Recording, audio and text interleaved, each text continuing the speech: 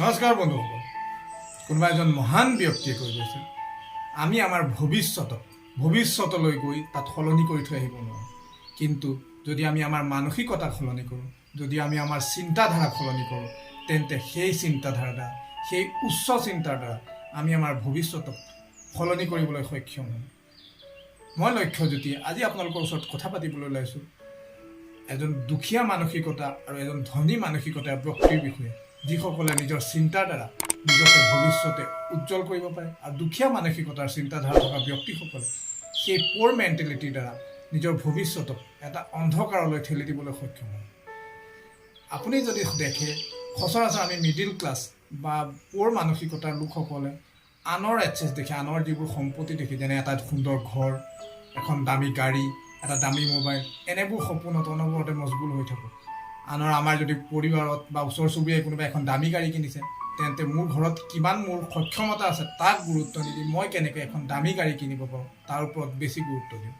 কিন্তু এজন উচ্চ মানসিকতাৰ ব্যক্তিয়ে সেইবোৰ কথাৰ ওপৰত গুৰুত্ব কমাই দিয়ে, আৰু সেইসকলে তেওঁৰ হাতত থকা পইচাৰে যিমান পাৰে চলিব পৰাকৈ এখন গাড়ী কিনে, আৰু তাৰ পৰিৱৰ্তে তেওঁৰ হাতত থকা পইচা তেওঁ এটা ভাল ব্যৱসায় প্ৰতিষ্ঠানত ইনভেষ্ট কৰে, নহ'লে তেওঁৰ এক্সেছ যিটো সম্পত্তি বৃদ্ধি কৰাত গুৰুত্ব দিয়ে। তাৰ ফলত তেওঁৰ ভৱিষ্যত আজিত থকাত থাকি এখন বেটাৰ গাড়ী কিনিবলৈ সক্ষম হয়।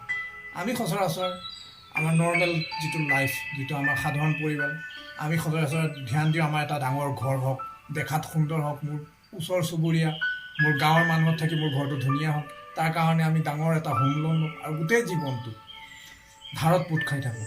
কিন্তু ৰিচ মানসিকতাৰ ব্যক্তিসকলে, যিবোৰ ধনী মানসিকতাৰ ব্যক্তিসকলে এটা সাধাৰণ ঘৰতে জীৱন যাপন কৰি সুখী থাকে, আৰু তেওঁলোকৰ হাতত থকা পইচাৰে, বা তেওঁলোকে যদি লোনো লয় তেনেহ'লে সেই লোনৰ পইচা তেওঁলোকে ইনভেষ্ট কৰে তেওঁলোকৰ ব্যৱসায় প্ৰতিষ্ঠানত, য'ত তেওঁলোকে ইণ্টাৰেষ্টত দিয়া পইচাৰ উপৰি এক্সট্ৰা পইচা ইনকম কৰিবলৈ সক্ষম হয়, আৰু সেই পইচাৰে আগত থাকি এটা বেটাৰ ঘৰ বনাবলৈ সক্ষম হয়। আমি নৰ্মেল লাইফত দেখোঁ, মোৰ বা এজন সাধাৰণ মানুহৰ যদি চেলেৰি তেওঁ 15,000 বা 20,000 হয়, তেওঁ এটা সাধাৰণ পোনেদি জীৱন যাপন কৰিব পাৰে 10,000 বা 12,000 টকা, কিন্তু তেওঁ গুৰুত্ব দিয়ে তেওঁৰ বন্ধু বান্ধৱৰ মাজত থকা সেই 50,000 টকীয়া আইফোনটোৰ ওপৰত। তেওঁ বন্ধুসকলৰ মাজত এটা দামী ফোন আছে, তেওঁৰ কিয় নাই?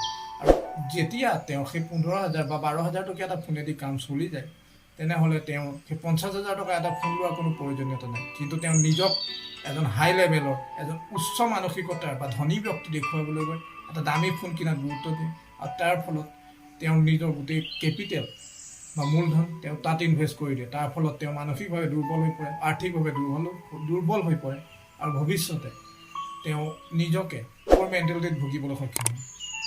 মই নকওঁ আপুনি এটা দামী মোবাইল নিকিনিব, কিনক যদি আপোনাৰ তেনেকুৱা সেই মোবাইলটোৰ ওপৰত ইউজ কৰি আপুনি এটা ব্যৱসায় চলাই আছে, কোনোবা ইউটিউব চেনেল চলাইছে বা অনলাইন কিবা বিজনেছ কৰে, তেন্তে আপুনি নিশ্চিতভাৱে এটা দামী ফোন কিনক। কিন্তু যদি আপুনি জাষ্ট কথা পাতে, জাষ্ট ফটো ক্লিক কৰে, তেন্তে আপোনাৰ বাবে এটা 12,000 টকীয়া বা 15,000 টকীয়া মোবাইলেই যথেষ্ট। কিন্তু আনক দেখুৱাবলৈ, বন্ধু মহলৰ মাজত নিজকে ধনী বুলি পৰিচয় দিবলৈ আইফোন কিনাৰ প্ৰয়োজনীয়তা নাই।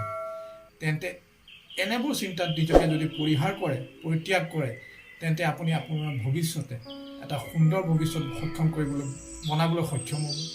গতিকে আপোনাৰ মেণ্টেলিটিক চেঞ্জ কৰক, আৰু যদি আপুনি মানসিকতাক চেঞ্জ কৰিব পাৰে, আনক দেখি আনকে ধনী ব্যক্তি দেখাবলৈ বাদ দি নিজৰ মানসিকভাৱে নিজকে ধনী কৰে, তেন্তে ভৱিষ্যতে আপুনি এজন সুদক্ষ ব্যৱসায়ী বা সুদক্ষ ধনী ব্যক্তিৰ ৰূপে নিজকে পৰিচিত কৰিবলৈ সক্ষম হ'ব। ইয়াকে কৈ মোৰ আজিৰ এই সৰু ভিডিঅ'টো সামৰণি মাৰিছোঁ। যদি ভাল লাগিছে তেন্তে লাইক কৰিব, ছাবস্ক্ৰাইব কৰিব, আৰু শ্বেয়াৰ কৰি দিবলৈ নাপাহৰিব।